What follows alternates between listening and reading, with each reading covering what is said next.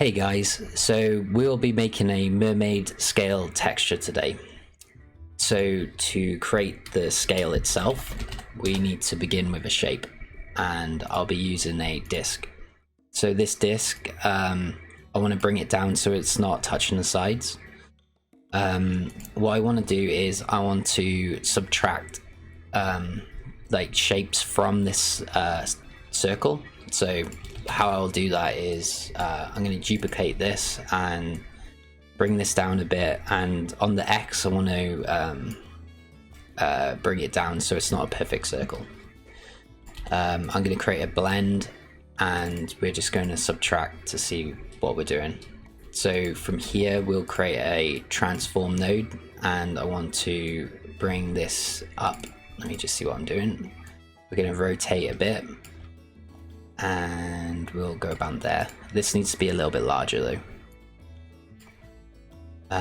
We also don't want this to affect the bottom, so by going to tile mode and then dropping this down and going to absolute, we can turn the tiling off. Now we have that, we want to mirror this part over, so we can do that by creating a mirror grayscale.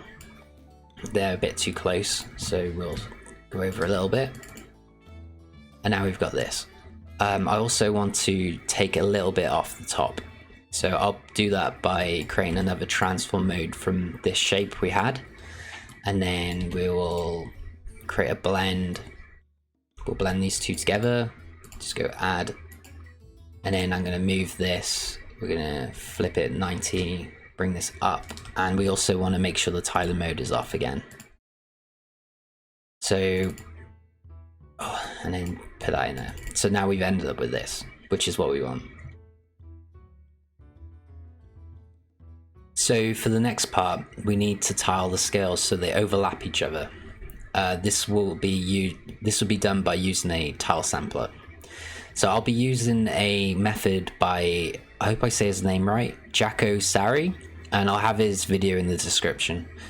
But the solution to making this happen is to first of all make an Rgba Merge. This then gives us the shape with the alpha around it. We then want to put this into a tile sampler color. We'll put this into import, the pattern import, and we also want a uniform color. This will be the background color, and we'll make it transparent and plug that into the background input. So to start off with, we only have square shapes, so we want to go to the pattern and put it to pattern input, and now we have our shapes. We also want to change the X and Y amount. So for the X we want to put 6, and for the Y we want to put 24. So this is a 1:4 size, so we're going to change the size to be 1:4, and it should give us the correct shape back. So obviously we want to offset them now, so we'll go here and bring this to 0.5. I'll also change the scale a bit so it kind of looks more right, like that. So the next problem we have is these shapes up here. To fix this, we want to come up to the tile mode, and we're going to change it to absolute and change the tiling mode to horizontal. This gets rid of the top and the bottom tiling part. So now we have this gap, we want to fix that.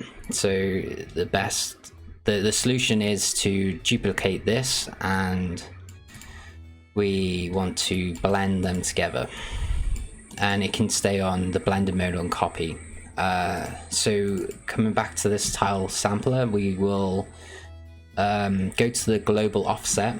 I'm going to put this to 2, so that brings that down, and then this one we're going to go to the global offset, if I can find it, and we're going to go -2, and that brings it up, and now this should all be tiling correctly.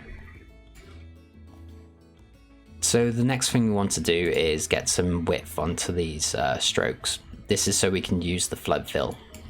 So first of all, we're going to convert to grayscale as we're dealing with color, and then we're going to use an edge detect. As you can see, we don't want any roundness to this, so we'll change these a little bit, and then we can now use a flood fill. Now this finds the islands. So from there we can use a flood fill to grayscale. No, a flood fill to random grayscale, and we will use a flood fill to gradient. The gradient we will rotate by 90 degrees, and then we will create a blend, and we will put it to add. And then we're going to bring this down a little bit so we can get a variety of different grayscale.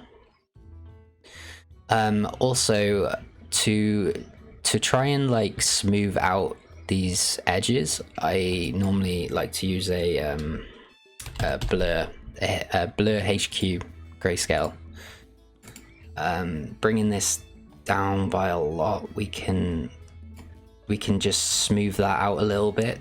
And then, so if we add this to, let me just add the levels first into the height. Let me just add that into the color as well so we can see what we're doing, and just make sure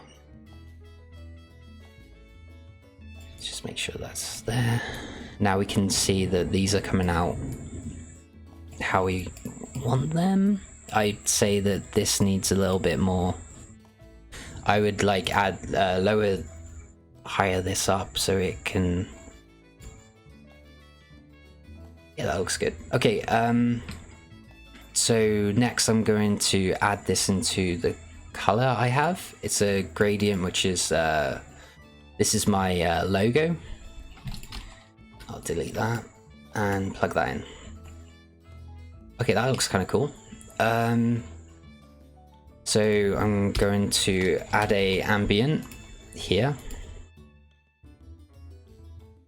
and we can add a levels here just so we can have control.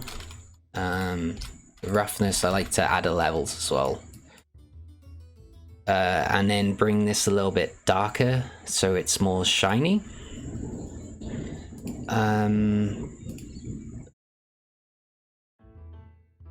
Yeah, that looks that looks really good actually. So yeah, let's add it to the normal as well, and we'll bring this up to maybe a 5.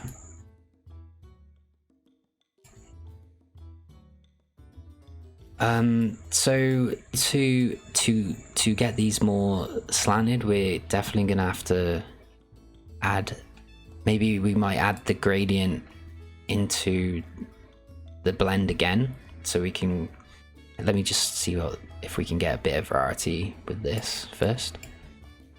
That looks kind of alright. Yeah, it's all about like trying to change some of these settings here. It should look better after. So let's try a blend of this here, just to get the gradient a little bit more strong. Right, let's see how that looks. Oh, that needs a lot more.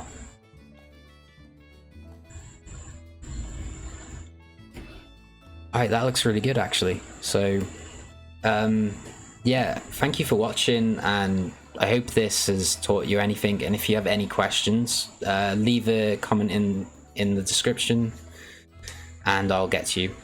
Thank you. If you'd like to download the texture instead, you can find it on my Gumroad, link in description. And come follow me on these social medias. And if you enjoyed this video, remember to like, share and subscribe, and leave a comment telling me what you think.